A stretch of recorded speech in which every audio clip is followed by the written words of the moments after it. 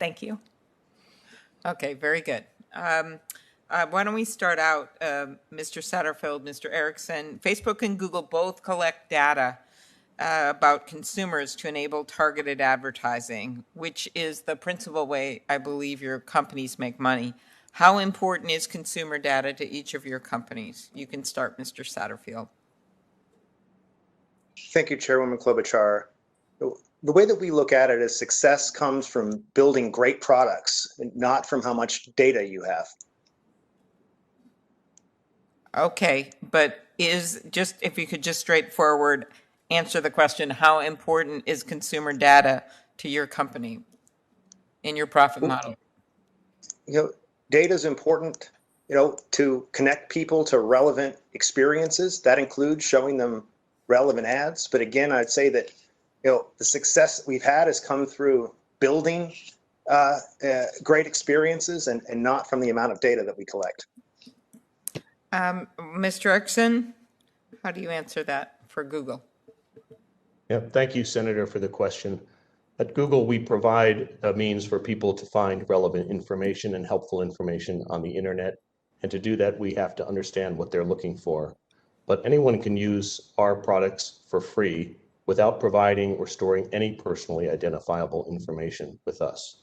We provide transparent mechanisms for users to understand how their data is being collected and how their data is being used, and meaningful tools to give consumers the ability to see the data that is stored in their account and to make choices like delete the data or use one of our auto delete tools to set up regular cadences where information such as their search history or viewing history or location history, if they've opted into location history, can be regularly deleted.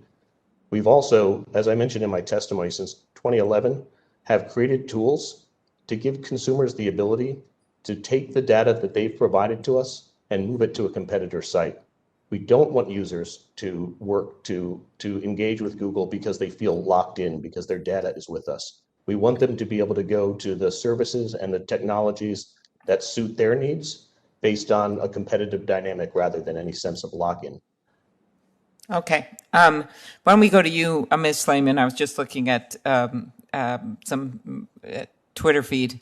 Someone just reported that they were talking with a few friends on one of the sites, going back and forth online about being a female politician a while back, including a TV makeup artist for some reason. And this person said they referred to me as inimitable online. And within an hour, they got an online ad for Chanel Inimitable Mascara, linking the TV makeup artist comment with their adjective. So is that possible? I don't know if this is true or not, but I'm just saying this is what's happened to me.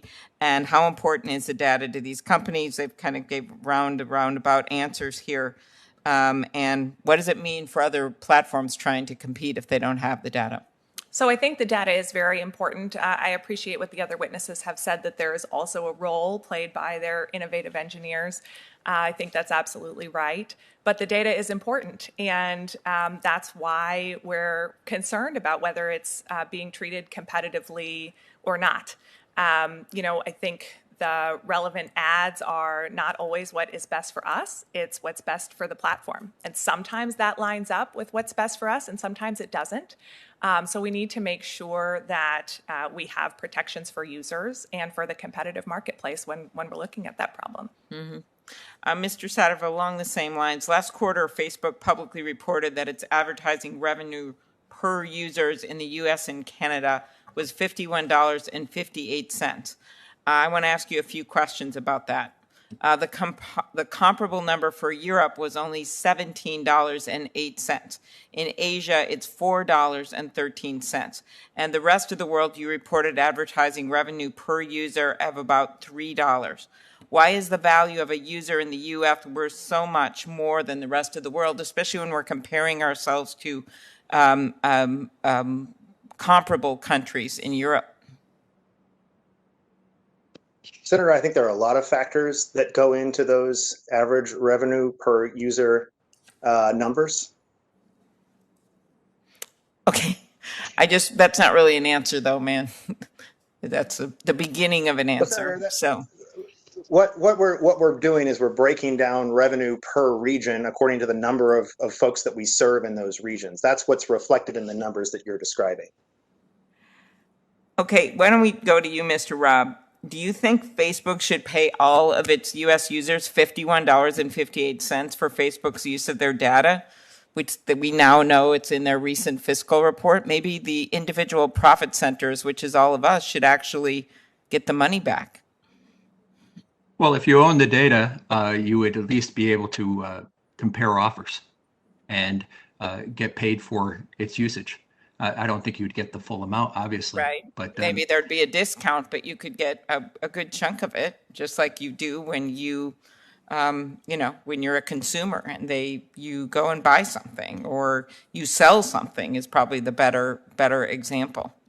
That's correct. Mr. Rob, when companies collect data about us and either sell it or use it to target us with ads, we aren't just the consumer or the user anymore. And we really have to start thinking about this, because I think when we get on these platforms, we, can have fun, people do business, but they don't realize every single second they're on there, they are creating profits, but they are not reaping the benefit. We are, in fact, our data is a commodity. But consumers, as I note, aren't getting enough in return. And I've discussed the idea of somehow putting a tax on the data for these companies to pay. You have written about paying people for their data. In your opinion, what is the strongest argument for ensuring that the tech companies have to pay for the consumer data that they collect and use? And if Facebook and Google had to pay for using consumer data, how do you think their behavior would change? Okay, the most compelling argument is that it would change the perspective people have on data. If they were if they had ownership rights over it, by unlocking it through ownership, you don't just limit the data to what that Facebook collects or Google collects to what they can do with it. You then open it up to what all of these other companies can actually do with it, and they can generate revenue. People in control of their data, people who have ownership of their data, they will be more willing to give more. And if they can set permissions on in terms of how it's used, they'll feel comfortable with it. They'll feel like they're participating in the economy, rather than being observers or being treated as resources. It's a complete phase shift. It's not even comparable to what we have now. Okay. And I thought it was just so interesting. I'll go back to you, Mr. Erickson, Mr. Satterfield, my last questions here. I just thought it was interesting when Apple unleashed the power of allowing people to opt out, that 75% did that, because I think it's partly because they did it in a pretty straightforward way. Because I know I try to do it sometimes, and then I on some site and I don't know if I've opted out, and it's really complicated for people, or they make me opt in to try to do something and I can't figure it out, and you're just trying to order something online. Mr. Erickson, you've spoken about putting consumers' privacy preference first and giving them the ability to change what is collected and used about them. And I understand how you think that protects user privacy, but from a competition policy perspective, it seems like we look beyond what benefits an individual user. Even if millions of consumers give you permission to collect and use their data, shouldn't we be concerned about the competitive impact of your exclusive access to their data, which you use to compete with companies that don't have that data? Do you want to answer that, Mr. Erickson, first? Sure. Thank you, Senator, for the question. At Google, we do want to make sure that consumers first understand how their data is being collected and how their data is being used. And we do want to give them meaningful choice about their use of their data. Unlike Facebook, a user can use Google services for free. They do not need to establish an account or provide any personally identifiable information to Google. We never sell personally identifiable information about our users, even when they do sign in. And they can delete that information at any time. Most users, when they're using online services, are providing similar information, if not the same information, to multiple online services. So in that regard, the data is really the data is really non-rivalrous from a competition standpoint. It's easily gotten by other companies that want to purchase data from, for instance, data brokers or other entities. But I think the key here for us is to put users in a position where they have meaningful choices and meaningful control about the use of their particular data. Okay, do you want to take a crack at that one, Mr. Satterfield, from Facebook's perspective? Yes, thank you. And just to be clear, Facebook services are also free. But to your question, Chairwoman Klobuchar, the statistics are so interesting right now. The average user has something like 46 apps that they're using every month. There's more than 100 apps on the average person's phone. People are sharing more data in more places than they ever have been before. So we think that there's a lot of data out there that's being used for innovative purposes, including to show people Do ads. you think they all know that they're sharing their data on all those apps? Well, Senator, we hope so. I mean, we think transparency and control, those are core values of ours. We think that they should be core values of other companies as well. If you could answer it though, do you think that they know they're sharing that data? Do you think they all know that? I mean, on Facebook, Madam Chairwoman, they do. I'm confident of that. These are core values of ours. We invest a lot in providing transparency and control. I think with respect to other companies, this is an area where Congress could intervene, make sure they do. Transparency and control could be core components of a federal privacy legislation. Okay, I'm going to just ask just one follow-up because I really want to turn up from Ms. Slayman. Do you think that's true, that they all know this? Do you think we need, and by the way, the companies are now coming to us saying they want privacy legislation after opposing it, various iterations of it after all the states have started to get into the act, which is kind of a pattern we've seen in other areas here.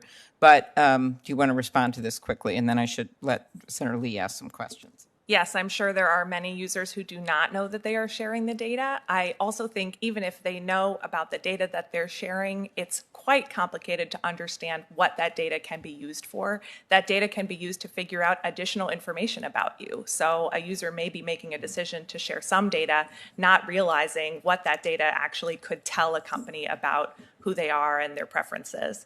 I also think I want to respond to the point that Mr. Erickson made about Google doesn't sell your data. I think it's important to keep in mind that Google has within them the capacity to fully exploit your data without ever selling it because they have the advertising system. So within this one large vertically integrated company, they can both collect the data and fully exploit it to advertise to you. So the necessity for selling isn't there, and they can still be exploiting it just as effectively. Okay.